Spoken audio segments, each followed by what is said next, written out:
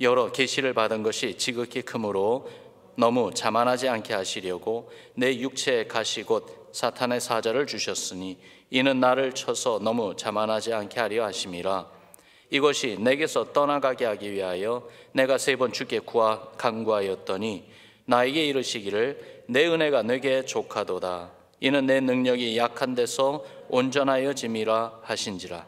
그러므로 도리어 크게 기뻐함으로 나의 여러 약한 것들에 대하여 자랑하리니 이는 그리스도의 능력이 내게 머물게 하려 함이라. 그러므로 내가 그리스도를 위하여 약한 것들과 능력과 궁핍과 박해와 곤고를 기뻐하노니 이는 내가 약한 그때의 강함이라. 아멘. 이 본문 말씀에 바울이 그렇게 말하죠. 내 육체 가시 곧 사탄의 사자를 주셨다. 바울의 몸에 심각한 병이 생긴 겁니다. 육체의 가시. 몸이 많이 아팠어요. 마음에 그리고 또한 몸에 많은 괴로움을 주는 병이었습니다. 복음 전하는 주의 사역에 방해가 되는 병이었기 때문에 사탄의 사자라 그렇게까지 부릅니다. 생명의 복음이 전파되는 이것이 하나님의 뜻이라고 생각했기 때문에 바울은 당연히 병이 나아야 된다 그렇게 생각했죠. 마귀의 공격을 이겨내고 건강한 몸으로 다시 회복돼서 힘써 하나님 나라 확장을 위하여 더욱 복음을 힘써 전하는 것이 하나님이 기뻐하시는 것이라고 분명히 믿었습니다. 그래서 병이 낫기를 위해서 기도했어요. 1번 기도하고 2번 기도하고 3번까지 기도했는데 낫지를 않았습니다. 여러분, 바울은요 예수 그리스도의 그 이름의 권세로 병을 낫게 하는 치유의 은사, 하나님께서 그에게 그러한 능력을 주셔서 행했던 사람입니다. 그의 기도로 병이 나은 사람들이 얼마나 많습니까? 심지어 죽은 사람까지도 살렸습니다. 3층에서 떨어져 죽었던 그 유두고 형제도 바울이 기도로 예수 그리스도의 이름의 권세로 살려냈습니다. 그런데 자기 몸의 병은 낫지를 않는 거예요. 오히려 하나님께서 그에게 말씀을 주시는데 내 은혜가 너에게 족하다. 이는 내 능력이 약한 데서 온전하여짐이라 라는 말씀을 주세요. 그런데 그 순간 바울의 마음이 너무 기뻤습니다. 정말로 자기가 바라는 결과는 아니었지만은 그러나 하나님이 주신 결과를 받았기 때문에 기뻤습니다. 하나님의 말씀을 받은 거예요. 하나님의 뜻을 알게 된 거예요. 그 가운데 정말 깨달은 것이 있었기 때문에 바울은 기뻤습니다. 팬데믹으로 올해 한 해를 시작하고 이 팬데믹이 쉽게 끝나지 않는 가운데 이제 벌써 올해 끝나는 그 연말이 좀 눈에 보입니다. 그 과정 가운데 믿음으로 정말 주님 바라보면서 나아오고 있는데 우리의 삶 가운데 때로는 어려움이 쉽게 이렇게 없어지질 않습니다. 기도하며 나오는데 우리가 바라는 기도 그 제목대로 하나님께서 응답하시지 아니하시는 그것을 봅니다. 바울과 같이 이렇게 때로는 기도하면서 답답하기도 하고 힘들 때도 있습니다. 그러나 바울과 같이 하나님의 말씀으로 깨달음이 온다면은 오히려 기쁨으로 그것이 변화될 수 있어요. 바울은 무엇을 깨달았는가? 하나님이 모든 것을 주관하시면서 이 모든 것이 우리에게 유익하도록 하나님은 주의 선한 손길로 인도하신다는 것을 깨달았습니다. 삶을 살다 보면 어려운 순간들이 있고 하는 일이 뜻대로 이루어지지 않는 때가 많아요. 병이 나기도 하고 경제적으로 크게 힘들 때도 있고요. 내가 잘못해서 실수해서 어려움을 만날 때도 있지만 나는 잘못한 것이 아무것도 없는데 그런데도 어려움이 올 때가 있습니다. 특별히 운전하다 보면 그런 적이 있잖아요. 나는 정말 교통 질서를 지키면서 잘 하는데 오히려 다른 차가 와서 그렇게 사고가 일어나는 그러한 경우도 있습니다. 특별히 이 팬데믹 기간 동안에 크고 작게 우리 모두는 이 어려움과 그리고 또한 불편함, 고통과 아픔을 가지면서 지나가고 있습니다. 이번 주에도 2번이나 장례 예배들이 있었는데요. 팬데믹이 아니었다면 온 교회 우리 성도님들이 함께 모여가지고 서로 위로하고 또한 믿음을 격려하며 그렇게 사랑을 나누는 그러한 자리에 많은 분들이 오실 수 있었을 텐데 그렇지 못한 가운데 슬픔을 당한 우리 성도님들 가정을 위로하는 그러한 시간들도 있었습니다. 오늘도 결혼식이 있는데요, 결혼식이 있으면은 성도님들 또한 친구들 많이 초청해서 함께 기쁨을 나누잖아요. 지금 상황에 그렇게 하지 못하도록 가로막는 상황에 있죠. 이렇게 볼 때에 정말 이 어려운 가운데 우리가 계속 지나가고 있는 것을 인정할 수밖에 없어요. 그런데 이 모든 어려움 가운데 주님 바라보며 어려움 속에서도 하나님은 하나님이라는 사실을 깨닫고 인정할 수 있는 분은요, 소망이 있습니다. 절망하지 않습니다. 하나님이 모든 것을 주관하고 계신 것을 알기 때문에 그렇습니다. 심지어 어려움의 백그라운드에는 원수 마귀의 조작이 있다 할지라도 괜찮습니다. 왜냐하면 그 모든 것이 under the God's control, 하나님이 주관하시고 하나님의 주권이 그 모든 것을 붙잡고 있기 때문에 그래요. 여러분, 마귀는 우리를 해하려고 합니다. 마귀가 예수 믿는 사람을 특히 싫어하고 어떻게 하면은 넘어뜨릴까, 어떻게 하면은 믿음을 저버리게 만들까, 그러한 궁리를 하는 이유는 그것이 하나님을 대적하는 마귀가 할 수 있는 최선이기 때문에 그래요. 하나님이 사랑하는 하나님의 자녀들에게 해를 끼치는 것처럼 정말 하나님을 괴롭게 하는 일이 어디 있겠습니까? 어차피 사탄이 하나님을 직접 대적해서 이길 수 없으니까 연약한 자녀들을 대적하며 고통과 아픔을 주려고 하며 그렇게 하나님을 대적합니다. 그런데 놀라운 사실은 사탄이 하는 짓이 우리에게 해를 끼치지 못한다는 사실입니다. 사탄이 우리를 쓰러뜨리고 망하게 만들려고 주는 괴로움마저도 하나님은 하나님의 축복으로 변화되게 만드십니다. 사탄이 주는 고통, 원망, 정말 이러한 것이요, 우리를 믿음을 저버리게 만들고 불평과 의심과 불신으로 끌고 가게 해서는 안 됩니다. 하나님이 모든 것을 주관하시며 우리에게 유익하도록 모든 것을 이끌어 가시는 좋으신 우리 하나님이신 것을 우리가 꼭 기억합시다. 로마서 8장 우리가 잘 아는 말씀이 그것을 증거하고 있지 않습니까? 우리 같이 읽어봅시다. 로마서 8장 28절 말씀 시작. 우리가 알거니와 하나님을 사랑하는 자 곧 그의 뜻대로 부르심을 입은 자들에게는 모든 것이 합력하여 선을 이루느니라. 여러분, 하나님을 사랑하십니까? 여러분, 하나님의 선한 뜻대로 예수님 안에서 구원으로 부름 받으셨습니까? 이 말씀대로 그대로 적용한다면, 그렇다면 우리에게는 하나님이 모든 것을 합력하여 우리의 삶에 하나님의 선하심, 하나님의 선한 뜻을 이루시고 보여주신다고 말씀합니다. 그렇기 때문에 이 말씀 붙잡는 것입니다. 말씀을 믿어야 됩니다. 조금 더 내려가면은요, 로마서 8장 35절 37절에도 이렇게 말씀하죠. 누가 우리를 그리스도의 사랑에서 끊으리요? 환난이나 공고나 박해나 기근이나 적신이나 위험이나 칼이랴. 그러나 이 모든 일에 우리를 사랑하시는 이로 말미암아 우리가 넉넉히 이기느니라. 모든 어려움도 다 넉넉히 이겨낼 수 있다고 말씀하고 계세요. 비결은 우리를 사랑하시는 바로 우리 주 예수 그리스도, 주님이 바로 그 비결이에요. 주님이 여러분과 함께 해주시는 이상 세상의 어떤 어려움도 여러분을 쓰러뜨릴 수 없습니다. 오히려 주님 안에서 우리가 승리할 줄로 믿습니다. 학교 운동회 때 그 100m 달리기 해본 경험이 있으시죠? 저도 기억이 납니다. 온 힘을 다해서 열심히 달리다 보면은요, 반 정도 가고 그 이상 이제 갈 때에 숨이 가빠지고요, 참 힘들어요.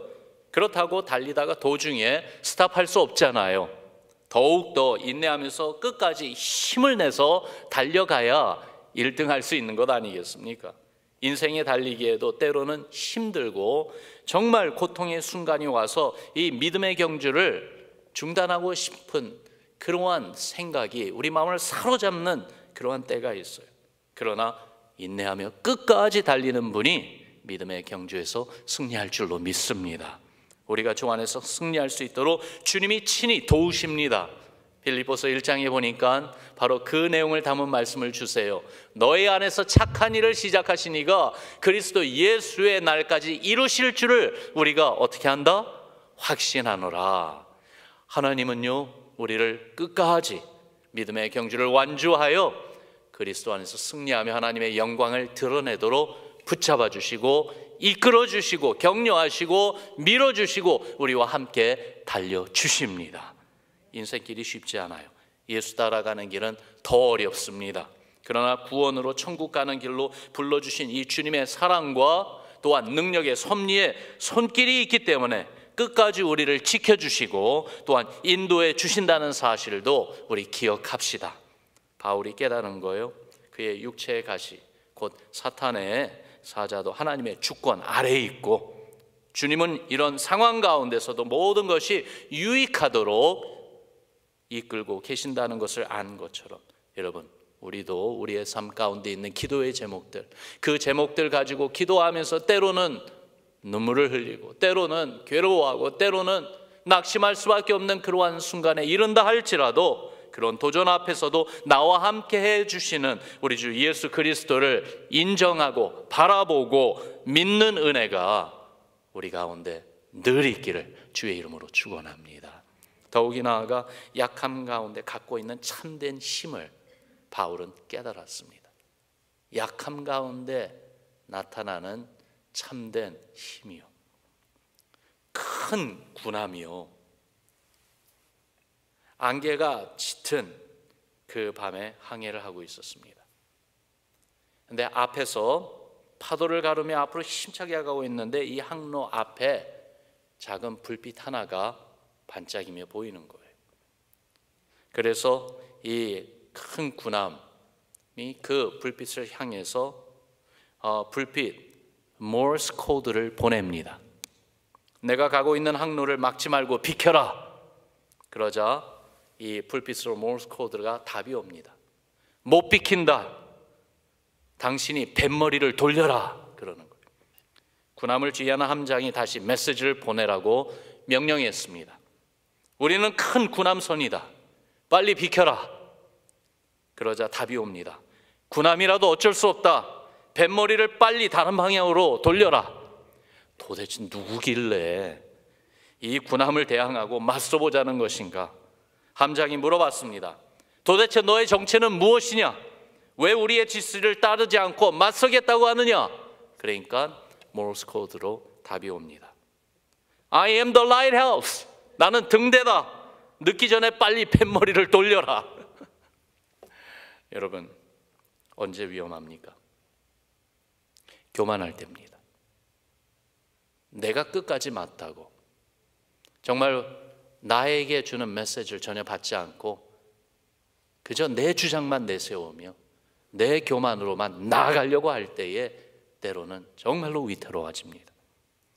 바람이 심하게 불 때마다 보는 것이 있어요. 가지가 꺾어지고 심지어는 큰 나무가 뿌리채 뽑혀서 쓰러지는 것을 우리가 봅니다.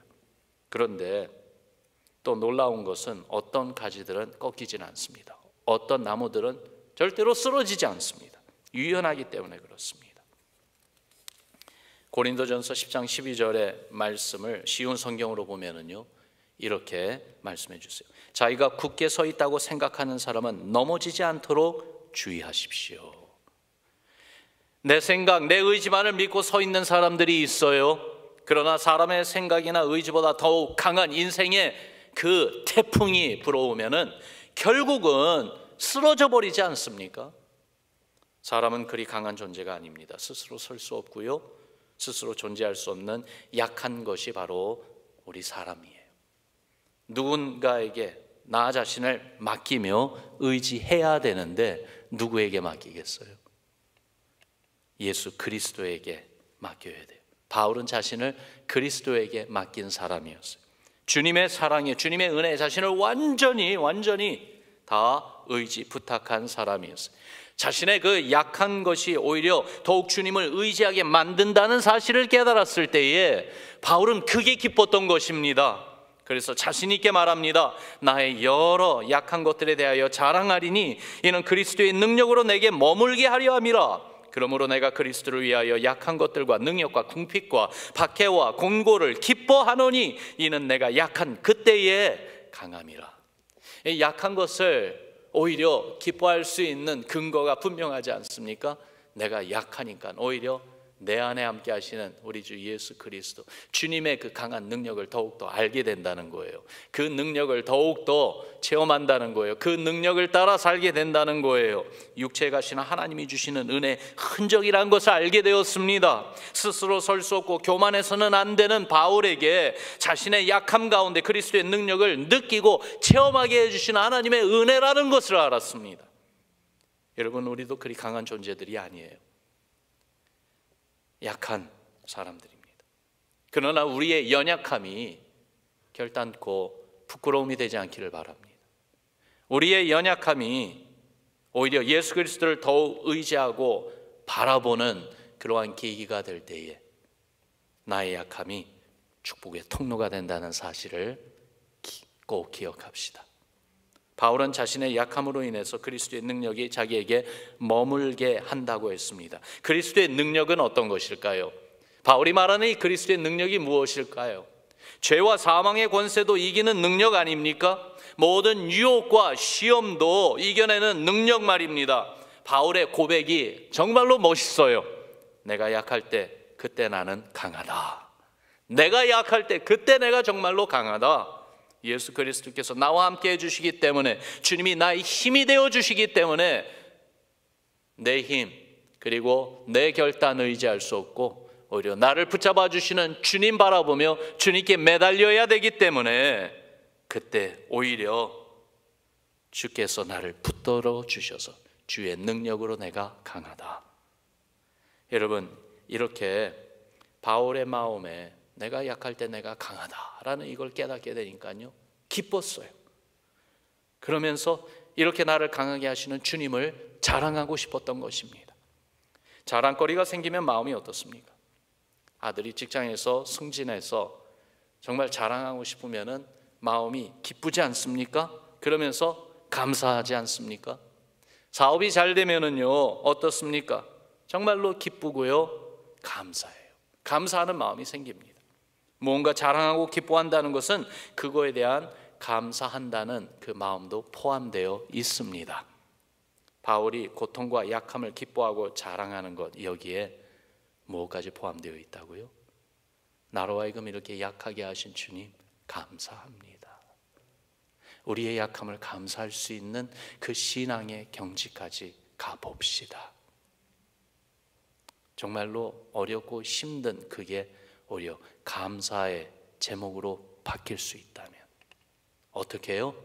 내가 약하기 때문에 주님 더 의지할 수밖에 없고, 내가 약하기 때문에 더 기도할 수밖에 없고, 내가 약하기 때문에 나에게 약속하신 주의 말씀, 그 말씀만 더욱더 붙잡고 한 걸음 한 걸음 주의 은혜로 주의 능력으로 나아갈 수밖에 없기에, 그런데요, 그렇게 가는 게 그게 믿음이잖아요.